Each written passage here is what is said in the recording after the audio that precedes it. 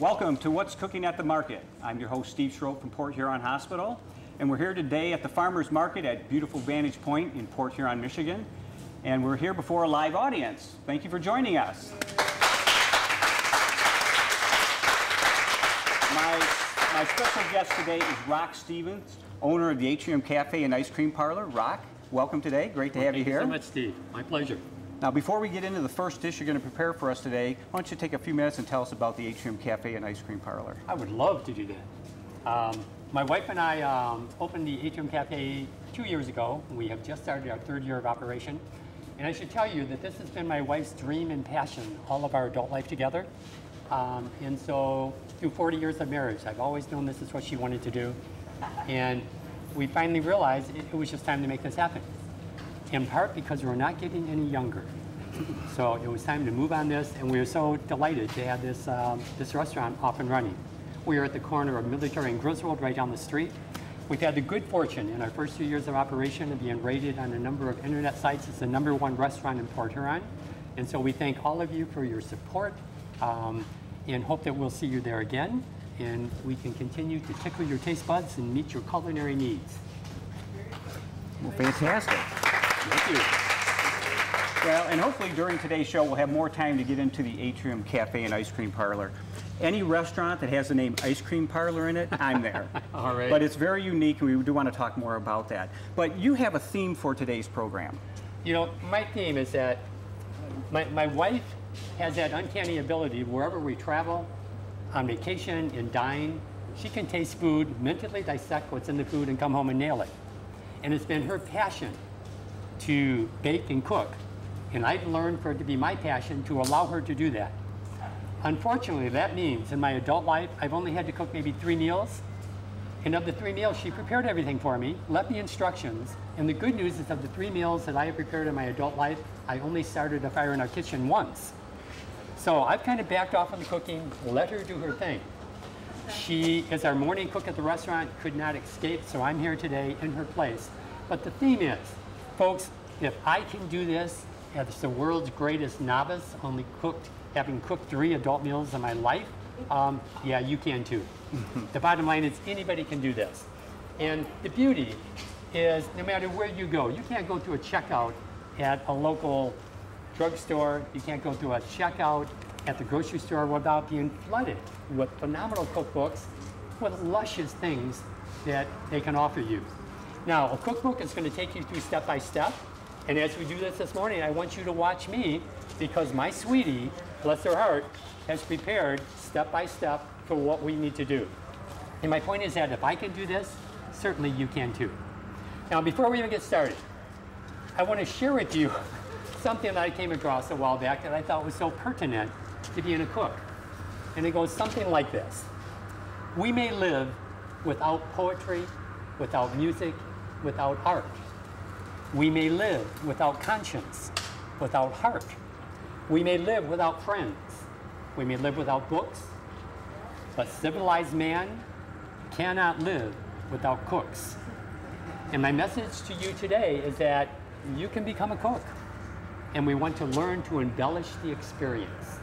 So today what we have for you, we're going to start out, and it's kind of like 3 phases. We're going to start out with a black bean salad. And this is something that right here at the Farmers Market, we get most of the ingredients right here. Before we started this morning, I went down and did my shopping for the restaurant, for the cafe, and I do that twice a week. I love having the Farmers Market to be able to buy all this fresh produce so I can touch it, I can see it, I can look at it, to make sure it's exactly worthy of our guests. And so much of what you see here today is material that we got just right down the alleyway. And Rock, I was following right behind you, so I can attest to that. Excellent. So what we're going to start with, and again, this is the black bean salad, okay? And I'm going to take 1 whole can of kernel corn. I'm going to dump that baby in here. And Rock, if someone wanted to, they could actually get the fresh corn on the cob and they certainly could. We're going to experiment with that a little bit later. Okay. Before I go any further, let me get my gloves on here. Okay, so we have 1 can of whole kernel corn. The next thing is going to be 1 can of black beans, hence black bean salad. And again, if someone wanted to be very industrious, they could get the dry beans, soak them overnight. And yeah, and the bottom line, folks, is we would encourage all of you, as you are cooking, you want to be creative. You want to invent things. You want to come up with new dishes. It has been suggested by Mark Twain that the greatest of all inventors of the world was accident. We stumble across things. And I have watched my wife take these great recipes from diners, restaurants that we've gone to. She'll taste it, know what's in it, come home and begin to duplicate it. But what I would see is over the next couple of months, she began to tweak it. And give her a few months, a few applications, and if anything, she's made it better than it was originally. And anybody can do that. You don't want to be afraid to be creative. Okay, so we have corn kernels, we have black beans. This is a half cup of diced green peppers. Okay, I'm going to pour that in there. Yummy. And Rock, I had the opportunity of meeting your lovely wife, Gail, this week, and you did mention that she can take almost any ingredients and turn it into a wonderful dish. Yes. And I believe that. It has been suggested that the way to a man's heart is through his tummy, and I can't emphasize that enough, okay? She so has my attention. And the bottom line is, what we'd like to share with you today is you want to learn to do the same thing. When we see folks come into our restaurant, they're not just coming for good food, and we're going to provide them good food, but they're coming for an experience. It's the ambience of the place. It's the service. It's all about paying attention to the little details to make this larger than life. And the bottom line is when people dine, they want to have an experience. We do that at the Atrium Cafe. You want to learn to begin doing that on the home front. And we can appreciate that your family is almost, to some degree, bored because it's the same thing over and over and over. And you want to learn to embellish what you're doing. This next item is 1/2 cup of diced, the diced red onions just went in. This is 1 tablespoon of dried cilantro, or you could use fresh chopped cilantro. So we're going to pour that in here. Okay, that's our fresh cilantro. Next thing is we have 1/2 to 1 cup, depends upon your preference, of salsa.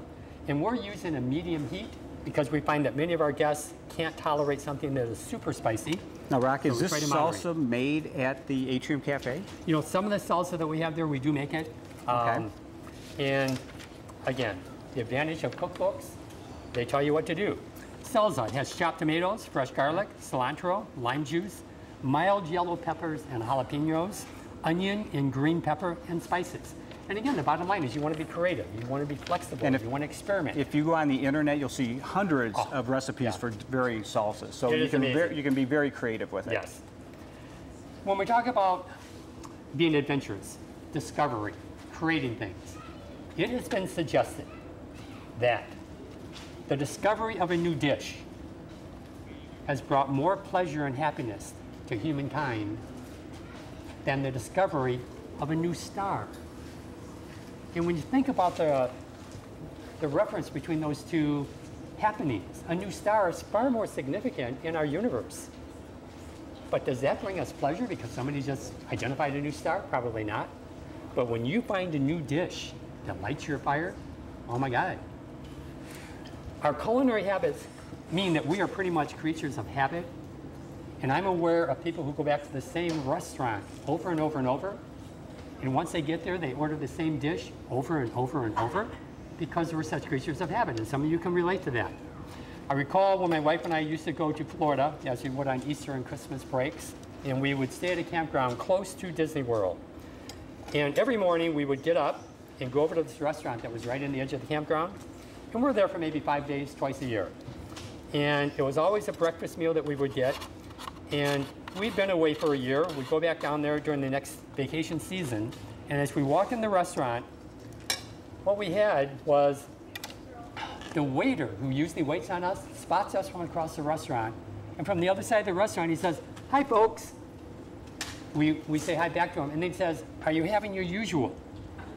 And I thought, son of a gun, are we that predictable? And yes, we were. So from that point on, I began to expand my culinary horizons and force myself to eat new things, and I've just discovered so many yummy things. And out of my tunnel vision, narrow-mindedness, I never would have been allowed myself to tolerate it in the past. So this is all about trying new things. Now again, that last dish that I put in here was ranch dressing, and it's 1/2 to 3/4 cup. And we now have all of this in here, so we're just gonna mix this stuff up. I think it's important to note that many of you in the viewing audience probably recognize Rock after his distinguished career as a teacher in the Port Huron area. And here we have him today teaching us again. I think it's very significant. Talk about the blind leading the blind. And I want to thank all of you for tolerating my, my humble culinary skills here. But I have to admit, I owe it all to my sweetie. My sweetie has so pampered me, and I have the advantage now of watching her not just on the home front, but in our restaurant, running pretty much a great operation. And I'm seeing this happen on a daily basis, and I realize that we can all do this. I remember I telling my students at Port Huron High School, when they would have an obstacle in their life, I would suggest to them that we can send people to the moon and back. We can teach gorillas sign language to communicate with human beings. This little problem you have in front of you right now is a piece of cake. Of course we can do this.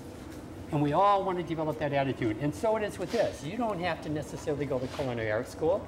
We're going to bring the school to you at your local drugstore, your grocery store. Just take it home. Get on the internet. There's phenomenal recipes that you're going to be able to discover. And now, Rock, what are we going to do with the black bean salad that we've created here? Now, one of the things that you can do is you can serve this as a side dish. And I think the advantage of using it as a side dish is that, again, it's all about the details. I think like a piece of bread is great. On the other hand, I think bread and butter is phenomenal. But when I add bread, butter, and maybe some really good jam or jelly, now it's an experience. And the dishes that you serve on the home front, this part right here is just a side dish, but it's very tasty if you like Southwest flavors. So this is a very simple way, all things that are easily accessible unto you, much of it right here at the farmer's market. You can put this together and you mix it all up and you now have a great tasting Southwest side dish. And I can tell you it smells delicious. Yeah, the aroma. Yes. I have a good time at our restaurant because as I walk around and greet our customers, I'm standing over their table and the aromas are coming up and I'm watching what they're eating. And that's how I decide what I'm having every night. I think of it as culinary plagiarism. That I'm stealing my ideas from them by listening to the oohs and ahs, smelling the aromas, and watching them enjoy the meal that they're having. And I still enjoy that aspect of my job. And Rock, what are we going to put this on now? Okay, now the bottom line is we've already created the side dish. What's going to happen is we've taken some wraps, and these are like spinach herb wraps. Heart healthy. Absolutely. And we put this mix inside. We've also added some chicken strips to it. So we have grilled chicken inside. And we're just going to be able to slice these guys down. You know, and I think you said you'd stand back if I was using the knife. Be careful here. Yes, I'm watching. I'm being very careful here. But again, I think the point that this is very heart healthy. All the ingredients here at the market, supporting our local farmers, the local produce, and they're all out here today. So really encourage folks to come down to the farmers market. I certainly would. And again, twice a week I'm down here. It's a ritual. The disappointing part of our life is we reach a point where it closes up the season. But this has been a wonderful way to get fresh produce. Something else I wanted to share with you. When we talk about the details and experimenting, being creative, you might have seen the commercials on TV where I think it's Reese's Candy Company, okay? They claim that one of the best things that ever happened to them was when they accidentally mixed chocolate and peanut butter. And from that point on, good things happen. And we all love it. Absolutely. You go to any sporting event now, and one of the things that we're now serving guests would be like maybe chips and cheese.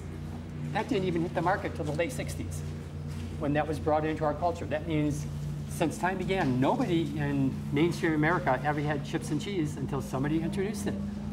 And the bottom line is you want to go home and whatever your favorite spices are, your favorite side dishes, you want to start putting things together. And if you always do it the same way, for God's sakes, do it differently. Okay? Be creative with it. Have some fun. So, Rock, now you've created this black bean salad. We put it in this wrap with some chicken. We've made a Southwest chicken wrap. Yes. And what we're going to do is we have some samples for our live audience here. One of the advantages of coming down to the farmer's market for what's cooking at the market. And we're going to take a short break right now. We're going to serve some samples to our guests here, and we'll be back after this short break. All right. Well, sounds good. Yeah. And thank you for your help. We appreciate it.